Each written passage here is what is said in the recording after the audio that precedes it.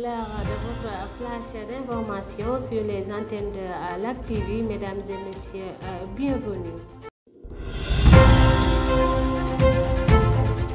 Les membres du bureau de l'Assemblée nationale vont se réunir mercredi 28 août au siège de l'institution parlementaire, annonce un communiqué du président Amadou Mame Diop parvenu à l'APS. Il n'est pas fait mention de l'ordre du jour de la réunion dans le communiqué du président de l'institution parlementaire, mais la convocation des membres du bureau de l'Assemblée nationale survient après que la présidence de la République a annoncé l'existence d'un décret envisageant une modification de la Constitution lors de la campagne pour l'élection 2024.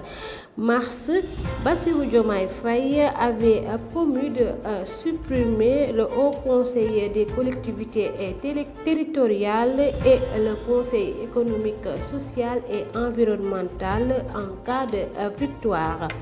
Le Premier ministre Ousmane Sonko a présidé ce mardi l'ouverture du Conseil interministériel sur l'approvisionnement en eau potable au building administratif autant pour moi, Mamadou Dia. Cette réunion marque une étape importante dans la gestion des ressources hydrauliques du pays. Le débat portant principalement sur les obstacles à une distribution équitable de l'eau et sur les stratégies nécessaires pour améliorer l'approvisionnement dans toutes les régions du Sénégal, rapporte RTS.sn.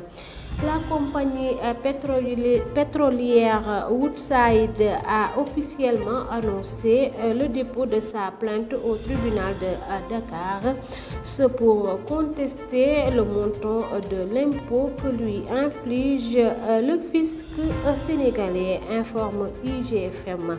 La compagnie pétrolière déclare que la majorité de ce que lui réclame le fisc sénégalais concerne l'application d'une exonération qui s'applique pendant la phase de développement du projet. En effet, la compagnie qui exploite le gisement de pétrole de Sangomar s'est vu infliger un redressement fiscal de plus de 41 milliards de francs CFA.